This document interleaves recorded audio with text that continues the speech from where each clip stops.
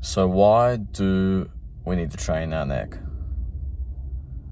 Number one reason is our posture and long-term health. So we're living a very sedentary lifestyle now, whether that's computer games, being on the phone, lying in bed, laying on our side, watching the telly, driving the car. That's all going to contribute to obviously our forward neck, and that's what's causing a lot of shoulder pain, a lot of trap pain, and then as well as your neck. You can't move your neck after like a long sleep. You can't move your neck after, you tweak it in a certain way and then it just cramps up.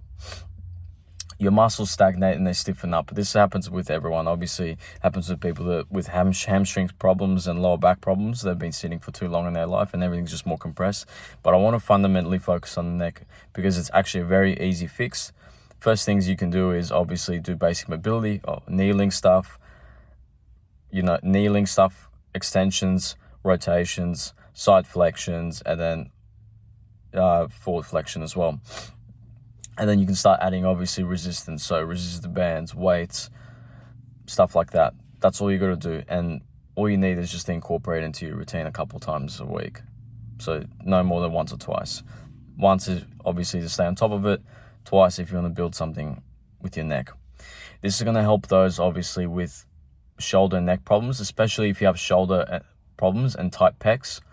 I think training your neck is probably one of the most important things you can do because it's obviously going to open you up a bit more. And then in conjunction with obviously your rhomboids, teres major and minor, and then also your shoulders, you're going to have a more proud, more posture, better posture. That's obviously going to increase your confidence in the way you stand.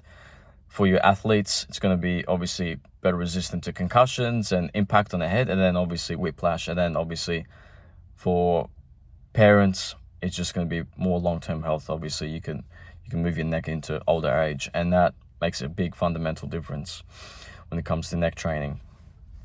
So I've been incorporating with my clients a lot more neck, especially at the start of the sessions. If they need a bit more work in the neck, then I'll put it towards the middle to the end of the session where we add a bit more resistance. But usually I do a warm-up with them. If not, then we add it later on to the session and we add a bit more resistance. And it's been fundamental. Works with the clinch. If you're doing Muay Thai, obviously, if you're working behind the screen all the time, if you're running sales calls, I think neck training is fundamental for you as well because it's just going to just ease off your head essentially, especially if you're looking down on your phone, writing notes down all the time, you're editing videos and you're behind the screen, you're just grinding away. Training your neck helps a lot and you feel a bit more energized. And I'm not the only PT starting to incorporate this a bit more now. There's fitness studios, there's Pilates classes, yoga, more. I think it's becoming more of a thing. Obviously, there was a bit of a push online back in the day, but it's becoming more mainstream, and I believe that it's important more than ever to start including more neck exercise into your routine, especially if you're a busy professional. So if you need help with adjusting your routine, if you're one of those dudes that's like struggling with all the big muscles, but then you need to incorporate these sort of little exercises in your routine, whether that's for your sport, whether that's just for your physical health, I've got a few spots available now. So I'll put the link down in the description and I'll sort you out.